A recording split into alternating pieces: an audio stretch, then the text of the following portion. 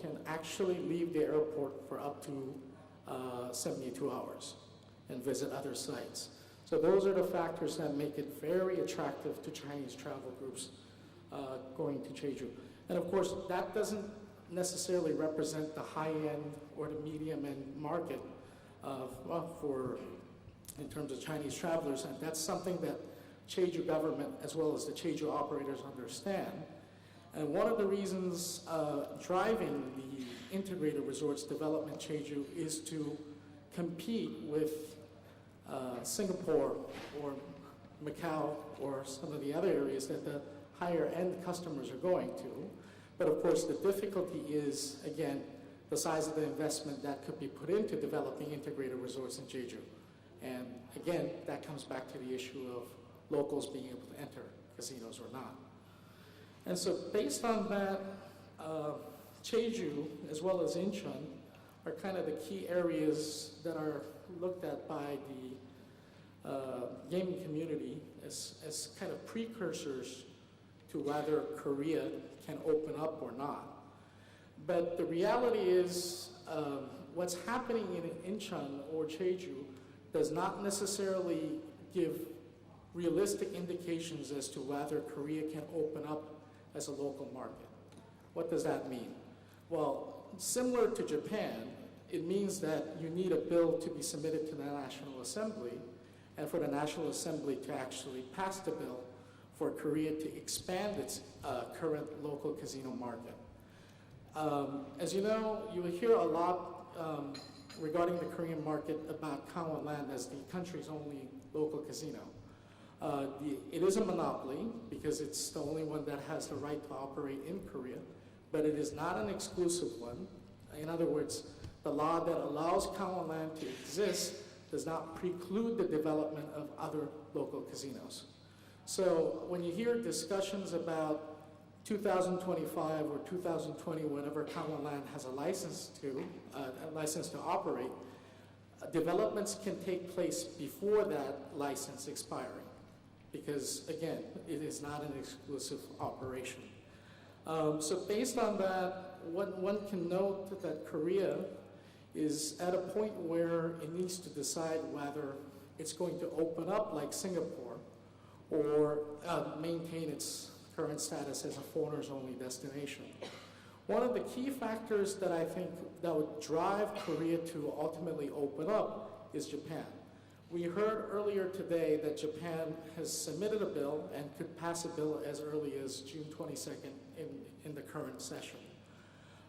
Should Japan actually open up, that would have a serious impact on the existing Korean casino market as well as the tourism market in terms of non-gaming tourists coming into Korea. One of the issues that Korea has with Japan, as in terms of geographic proximity, those who can go to Gangwon Land from Seoul require a driving time of 4 hours. So you can drive to Seoul, you can drive to Gangwon from Seoul by 4 hours. You can get to Manila or you can get to Macau in less than 4 hours. And you can get to Osaka or Tokyo in less than 2 hours from Seoul. So it becomes a very important issue for the Korean government to consider whether it would make sense to continue its current regulatory environment, even though Japan opens up and more Koreans are going to go to Japan because of the close proximity. Already, since 2010, we're seeing a slowdown in terms of growth for Gangwon Land in terms of revenues, as well as the number of visitations. Does that have a direct correlation with the rest of the Asian casino destinations popping up and developing further? Well, there has yet to be any specific studies by the Korean ministry, but I would say that there probably is a clear connection there, that there's more development taking place in Philippines, Singapore, and Macau since 2009 and 2010, and that's probably what's driving many of the Korean casino players to seek destinations overseas rather than visiting Gangwon Land. So those are some of the factors that the Korean government is going to have to consider in terms of formulating policies. At this point, another major factor that's complicating things in terms of whether the Korean government is going to move in the direction of opening up is the recent tragedy with the ferry boat sinking in April. For those of you who know, there was a ferry boat that was carrying 400 passengers or so, and of them, the majority of them unfortunately passed away at sea. And that has pushed the country into a very serious and mournful period, and whether Korean politicians and Korean Congress can return to prior to that accident in March and early April to discuss the issue is another matter. So it will take some time before the Korean government policymakers are able to look at this issue and try to determine what the course of the policy is going to be. Let's see. I think that pretty much sums up what I have to tell you today. If there are any questions, I'll be happy to take them.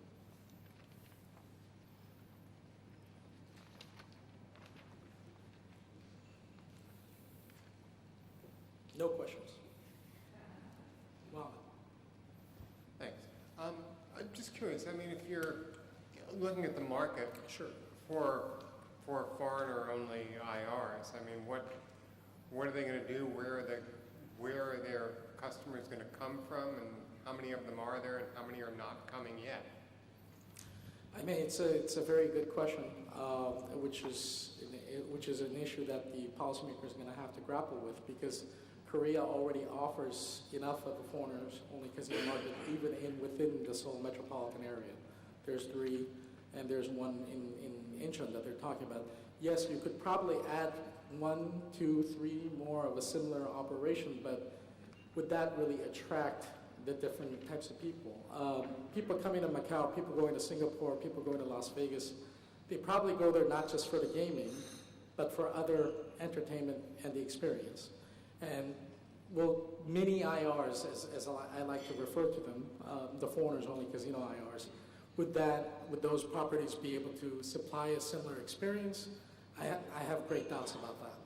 So based on that, I think you would see a certain stagnation of the market after a certain point, especially as Macau expands, and especially as Taiwan decides what it wants to do with the IRs, and Japan, and should Japan open up, it would have a huge impact on the Korean market. Yes? How big is the market eventually after the laws are passed? Yes. The question was how large would the market be? There is no specific study, so I can't give you any, unfortunately I can't give you any estimations, but if I were to give an individual estimation, I think it would certainly be on par with Singapore. And even if we had, let's say, 2 IRs, the same numbers as Singapore, we have a population that's 10 times Singapore. So without even looking at the Chinese visitation, the local entry would be a serious game changer. Yes? So, what do you think the Korean like to get? Where do you think the Korean like to gamble? You know, given that the IR is going to be foreigner only, Macau, Singapore, or Manila? Yes. Traditionally, up until the Macau's development, it's mostly been Philippines. And a significant portion has been going to Macau after its development, but a lot more has also, a lot of them have also been returning to Manila since the recent developments. And I think with Singapore, yes, it's a popular destination, but probably less so for the more hardcore gambling customers who would probably prefer to fly shorter distance to get to a casino. So the reverse question will be, you know, what will South Korea integrate IR attract, foreigner IR attract? Would that be mainly like, you know, mainland China customers, you know, the tour groups? Certainly, that would probably continue as it is if it's just foreigners only. But if it were to actually open up to build a mega-size IR, then you could probably see them drawing significantly from the northern population of China, who would find it a lot easier and probably closer to travel to Incheon or Busan or other destinations in Korea. Thank you. Yes.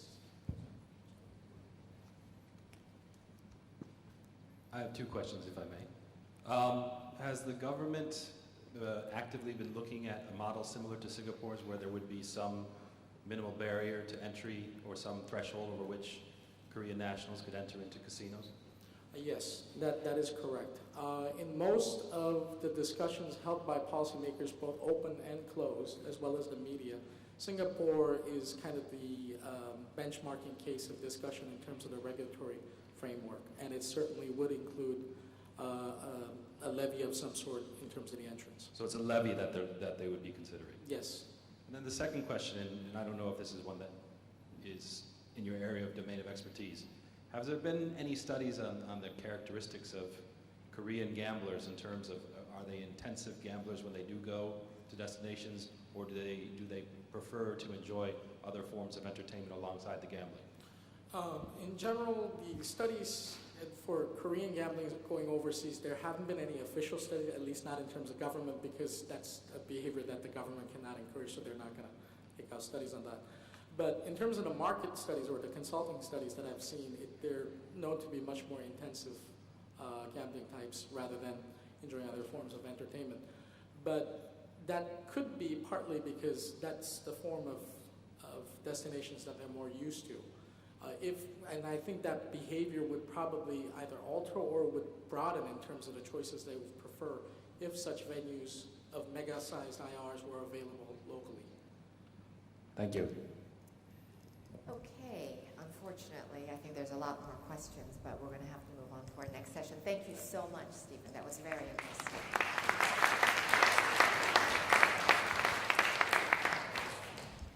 Our next speaker is Mr. Tim McNally. He's the chairman of NAGACorp. He also is you own actually a security company in Los Angeles, yes? But the most interesting background about him is that he was with the FBI for 25 years. So that is an interesting background for gaming. And he is here to talk about Cambodia. Thank you.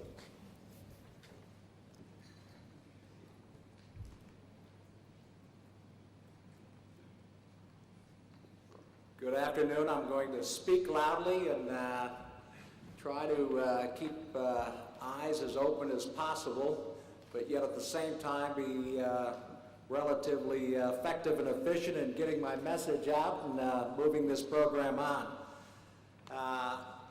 I'm Tim McNally. I serve as the chairman of NAGACorp. We're based in Phnom Penh, Cambodia. You might characterize our location as certainly an emerging nation and certainly a developing environment for gaming activities. My background, as you briefly mentioned, I'm a lawyer by education.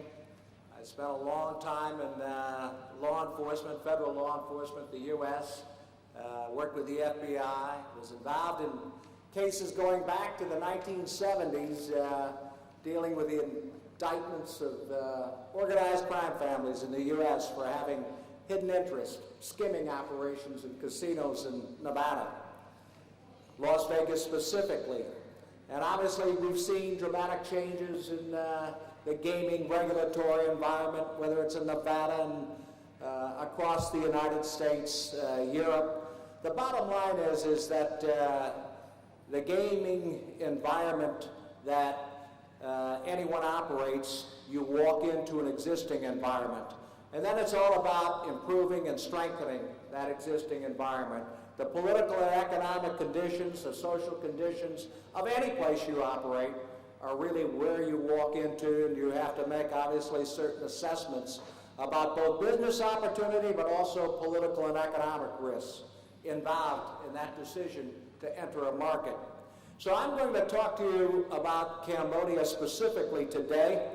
The CEO and founder of our company is a Malaysian-Chinese gentleman by the name of Dr. Chen Lip Kern. He's a medical doctor. I'm a lawyer. Some might say we're the odd couple, and what are we doing in the gaming business? But yet we're probably one of the most successful gaming stocks on the Hong Kong Exchange over the last 4 or 5 years. We've grown a company over the last 20-some years. We're a publicly listed company. But I'm going to talk not only about Naga, but give you a little bit where Cambodia is in its own journey in developing a gaming industry. Cambodia, just some fundamental facts in terms of GDP. You know, in the 90s, really, we saw rapid growth because they started from such a low base, but it was double digit. You can see over the next few years, it's anywhere from 7 to 7.5% estimates of GDP growth between now and 2015. We operate in a low inflation environment. A little short history about Cambodia. Really, for about 30 years, if you think about it, much of the 60s, 70s, 80s, and even into the 90s, economically, Cambodia was shut down. Politically, it was safe to say they operate in a very politically unstable background during that period. I think many of you are familiar with the unfortunate genocide during the Pol Pot, Khmer Rouge period in the late 70s. There was a transitionary period with the Vietnamese government through the 80s.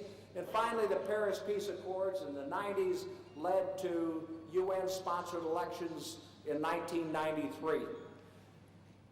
From 1993 to the present time, there's been 5 national elections, and I've been involved with this particular company, Nagacor, since 2005. I've seen a tremendous change, not only in development of infrastructure, but also foreign direct investment coming into Cambodia, and a country that basically is dealing with all those fundamental issues of an emerging nation: employment, investment, improving their education, improving the infrastructure for healthcare. And with that, you know, you need political stability. You need to be able to bring confidence to the extent of attracting that outside investment and opportunity for new entries. What's driving a lot of growth specifically for gaming, and even more specifically Nagacor, is tourist arrivals. You can look at some of those numbers for the year 2000. 466,000 visitors to Cambodia. There was still a lot of perceptions about landmines being there, that really people were running around with M16s, and it was a quasi-military armed camp, etc. That's pretty much the way the Western world was reporting about Cambodia at that time. Not a reality, but certainly perceptions. If you look at the numbers for 2012 and 2014, the government of Cambodia has made tourism a priority, and really the people who have visited Cambodia have walked away as the best ambassadors for Cambodia. You find a very warm and welcoming people. You have a very warm and welcoming reception. And basically for Asians, whether you're coming from Korea, whether you're coming from China, Vietnam, it represents, when you leave the Phnom Penh or Siem Reap areas and you get into the Cambodian countryside, it represents a way of life and a cultural existence for Asians visiting from anywhere, and obviously the famed Khmer Empire, as well as the historical temples at Angkor Wat. All those things have generated interest, growth in tourism. And you'll find that not only have the numbers been double digit, this year, 2013, we project better than 4.2 million people. By 2020, the country is expected to have better than 7.5 million visitors to Cambodia. A lot of that is coming with infrastructure. Airport arrivals coming into both Phnom Penh and Siem Reap. Between 2010 and the current time, it's gone from like 183 to 340-some flights a week into Cambodia. Again, when you're talking about an emerging country, fundamentals, just roads across connecting up small areas, beach areas, border type of areas, they're all very relevant in terms of your investment and in terms of your potential for success. But Cambodia basically in the gaming industry. Tourist arrivals are driving a lot of that. You can see from this particular chart between China, Korea, and Vietnam, they constitute better than 40-some. Our visitors from Laos just in the last 2-3 years have gone from about 3 to 9%. The other factor growing the gaming industry in addition to tourism is certainly marketing on our part and marketing on the part of others to grow a mass market. Okay, Cambodia today, in terms of the gaming industry, Cambodia really, post-1993 elections, already had a number of existing casinos along the Thai-Cambodian borders. As you can see, there's over 60 casinos in Cambodia, mainly in the area of Thailand and Vietnam. Many of you have probably heard of Babet, Poi Pet. I note on there there's no mature casino regulatory framework in Cambodia. And I will repeat that. There's no mature Cambodia regulatory framework.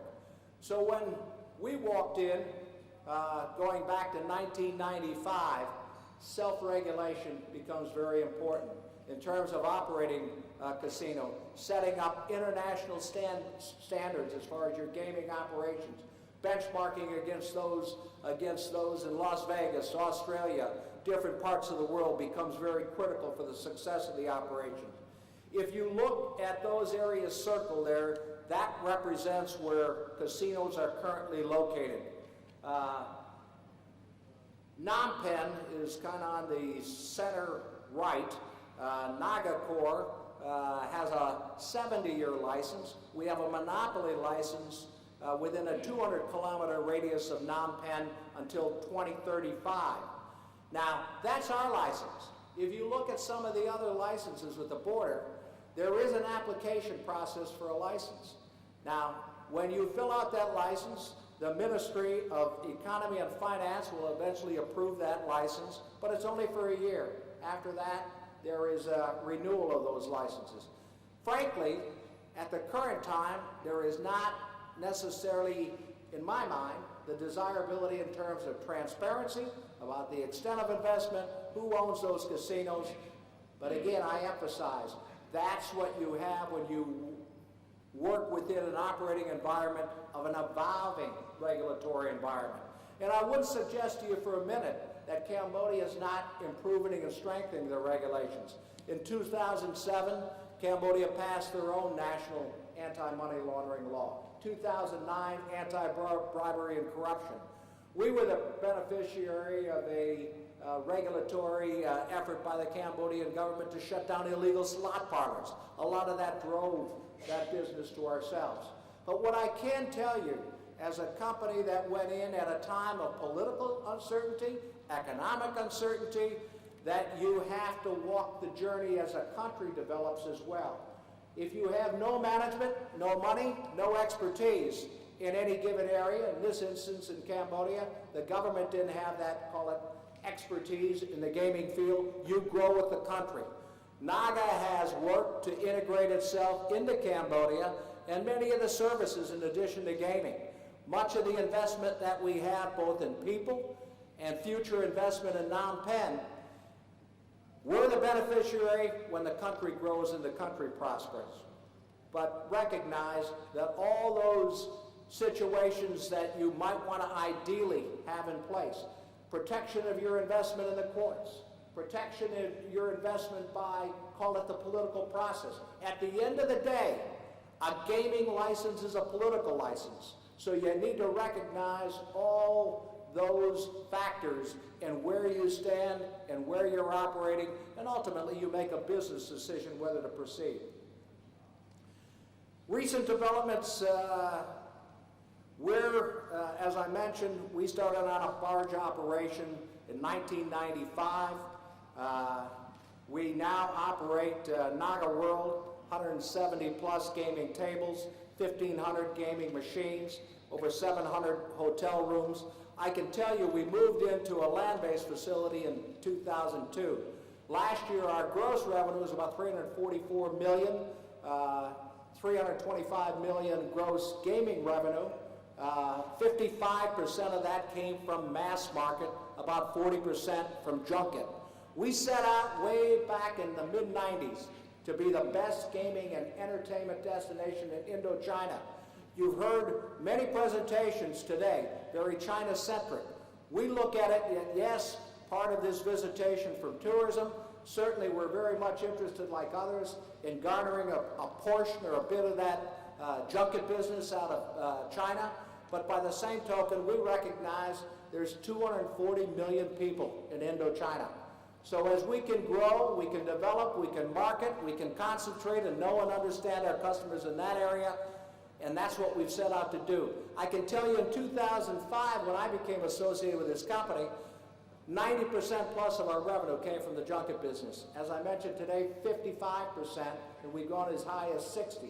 So for us, Harmony is having a very healthy and strong, robust mass market business, by the same token to be competitive, to provide a broader range of services. You also need to have a very healthy junket business as well. For us, we've had a very sound performance, double-digit growth every year for the last 5 years. We have, I think, very satisfied investors. We listed this company in the fall of 2006. We have a who's who of various investment groups from around the world, whether it's North America or Europe.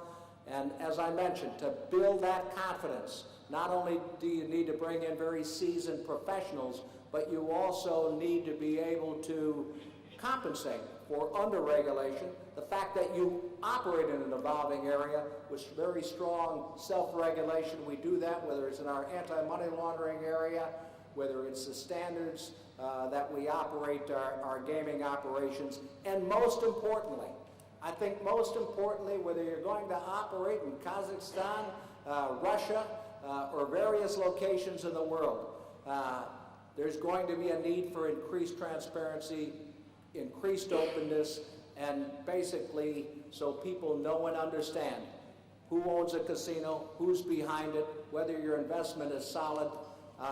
There's plenty of gaming and business opportunities, and I'm going to show you a map very shortly of where gaming is. And now, when you look at that population, I think there's certain fundamentals that every company needs to look at and ask, and whether or not they're not only willing to take the risk and the journey, but also if they're willing to stand up and try to create harmony within the framework they create, which not is just gaming operations, but they've got to build their own regulatory framework internally, work externally with the government to improve and strengthen, and basically work with the community to change an environment, making it more welcoming for tourism, growth of investment,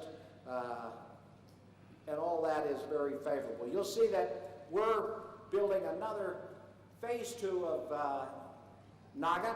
It won't be called Naga 2, but we're going to add a Naga City Walk, which will be shopping and retail, multi-level. We're going to add another 1,000 hotel rooms. We're going to build an amphitheater for everything from conference to international conventions. Now, I mentioned tourism went up to 4.2 million. So you can imagine a city like Phnom Penh, 400,000 people in the year 2000, whether it's hotels, entertainment venues, shopping, non-gaming amenities.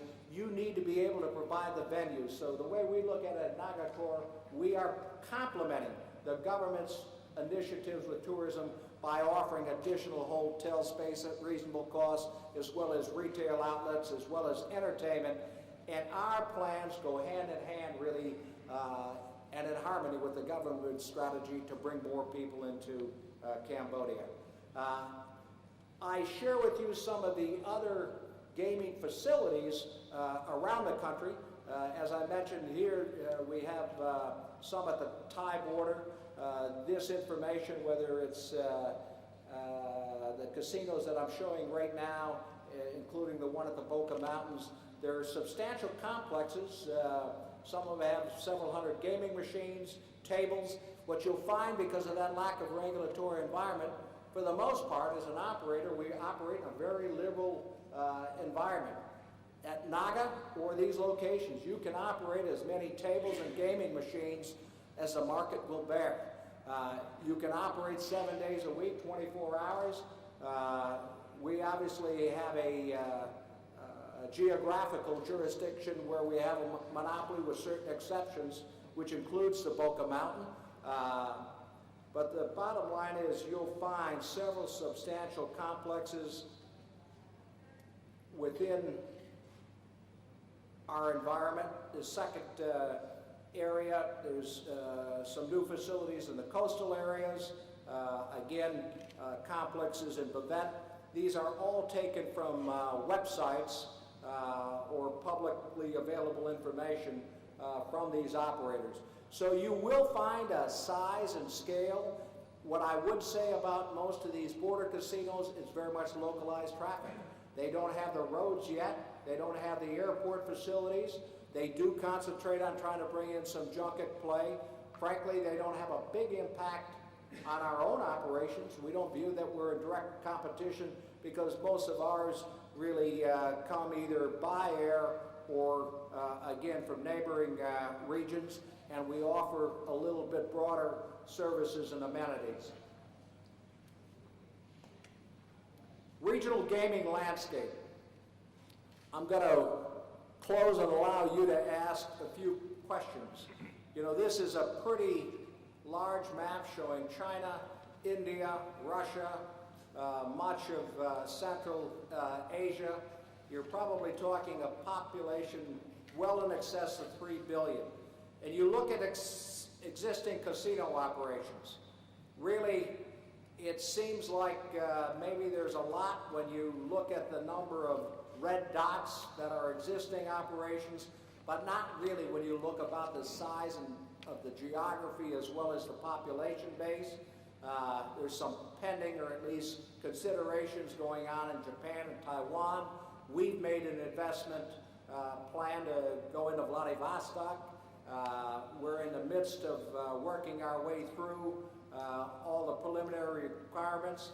What I would say to anybody, whether they're operating in Cambodia or whether they're operating or considering going into a jurisdiction like Russia, you have to deal with what's your entry costs getting into that market.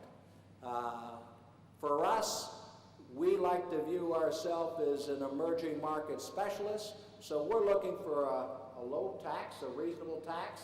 We're not looking to pay a high entry in terms of a license. We want to have an investment. That's what we did in Cambodia. That's what we did in or plan to do in Russia. You have to assess very different political environments, whether it's in Russia, Cambodia, whether it's economic conditions, and build your business plan, build your business strategy. We know very well why we made a business decision to embark upon Russia. We're looking at a catchment area of 300 million people from the Asian area, whether it's Korea, northern China, Japan. We think we have the knowledge, the skills, the experience to develop a base there. No different than we operate in Cambodia. It's ultimately fundamentals in terms of looking at the cost of your capital expenditures, looking at that tax, looking at your labor issues, whether you're going to have difficulty building a complex because you can't bring in the right mix or there's going to be a slowdown to your... All those are very much a part of the assessment process. And I think in our case, in Cambodia, we knew, Dr. Chen knew, that Cambodia probably had bottomed out and that really the best days were ahead for Cambodia. We've experienced that, but I think the key to our success and the success of any developing gaming jurisdiction is that even though you have the strength of license, even if you have the ability, we could have set up 10 Nagas in Phnom Penh, Cambodia, but we had to have sensitivity to where the country was, the median income, where it was in terms of political growth and stability. You have to work with the local government. You have to be sensitive to where that country is in its own journey and development, and it's paid off for us. We've promoted tourism. We have buses going back and forth from Vietnam into Phnom Penh. We work with tourist agencies from throughout the area. There are large players, both junket and mass market, traveling within our Indochina area. We see great opportunity for us working with junket operators, whether it's Malaysia, Macau, Singapore. The point being is that there's a lot of opportunity for success at all levels. We're a relatively small operator when you contrast us with Wind or the Sands Group, but what I'm saying is fundamentals are fundamentals. We've walked that journey. We're very optimistic about our future. I myself would like to see a more robust regulatory framework in Cambodia. We don't have a gaming control board yet. We don't have specific legislation. In the long run, that protects the industry. I still think there's different components that are part of, call it changing landscape politically within any country. When I look back to Las Vegas, Nevada, when I worked there in the 60s and 70s, it's a very different place than it is today in terms of balancing operations, regulations, legal framework to be successful. I think we're going to see more and more of that throughout Asia. But what I can say is that you don't have to be a big operator if you have a very realistic view of both your vision, your strategy, your investment costs, and most importantly, you certainly have to look at whether or not you have the right people and the right amount of time and patience to allow that to happen. So with that, I'll close and open myself to questions.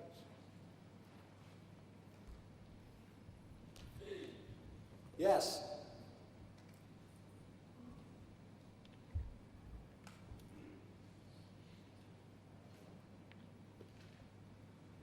Hi, Tom. Okay. Andrew Scott from World Gaming Magazine. Hi, Andrew, how are you? I'm well, thanks, Tim. How are you? Good, thanks. A question I've always wondered about Cambodia is some of these properties on the Thai border are really quite substantial.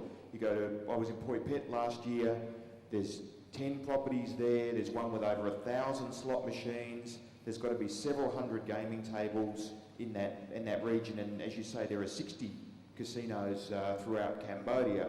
Why do you think the Cambodian government hasn't been more proactive in having a more formalised regulatory system? As you say, there's no DICJ equivalent or anything like that. These properties have been there for well over 10 years. Why has that happened, and is there any will or desire in the Cambodian government to more formalise their regulatory framework over the next year or two or five even? Some of it, Andrew, goes back historically. You know, I think there was a lot of border casinos, there was a lot of local traffic, and frankly, I think once the new government of, call it post-1993 was formed, you know, it offered both employment as well as an opportunity for taxes. And my understanding, and it still exists, is that whether it's gaming machines, tables, or hotel rooms, that was the original framework in which a lot of these places were allowed to operate, and a tax arrangement was set up unique to each operator. I mentioned to you there is a licensing application process. The licensing application process allows you 1 year, and then there's obviously a continuation. What lacks in Cambodia at the current time is, call it openness or transparency about, you know, who the owners are, whether or not there's uniformity or consistency in tax. We at Naga World operate with a government agreement. We operate with a flat tax. You know, we pay about $500,000 US each month, and that's adjusted upward each year. And that tax agreement's until 2018. Of Going back to your question, certainly when they look at, the government looks at our success, certainly we've invested both in the community, we've promoted a lot of common goals and objectives for the government, but at some point, whether or not we see an increase in tax for ourselves, that's, in my mind, likely, but by the same token, we have continual dialogue with the government. I don't expect we'll have a radical departure. Why they haven't acted sooner? I think some of it is that if they, for example, they put a gaming tax, it would knock out a lot of the existing border casinos. So I think the government has, in the process of reviewing and taking a look at this, you know, it makes sense to me in many ways to formalize, set up suitability requirements, issue a finite number of licenses. You ask what reasons there may be. Again, you can have all the speculation in the world. Everything I've read about or heard could be anecdotal type of information. Maybe you have people who were in prior governments, existing governments, having a piece of an operation. Always a possibility, but frankly, I couldn't tell you whether or not that exists. What I am saying is that whether you're operating in Cambodia or you were to move into Laos or otherwise, the move for transparency, the idea of having suitability, qualifications, where both members of the public as well as those who might decide on investment, they're all operating from a more even-handed base of information. Frankly, our company was a privately held company by the CEO, the founder of the company. He listed for one reason. He knew that if we were operating in a country like Cambodia that's evolving and emerging, one, you want to build a relationship and invest in the country, but secondly, if you're going to attract outside investors, you have to be open and transparent. You have to have auditors come in and look at your issues, etc. And that's paid off well for us.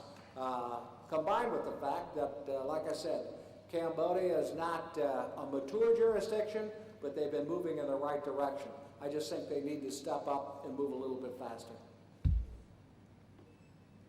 Other questions?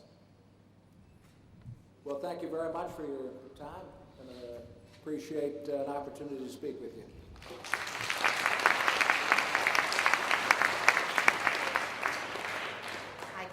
I can see your background in legal and compliance have added much credibility and credence to Naga Corporation in Cambodia.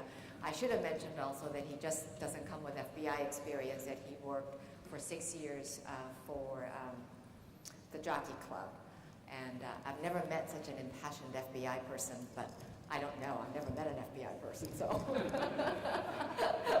your passion is definitely infectious. Okay, the finale of the day is about Philippines, the fastest growing country in Southeast Asia.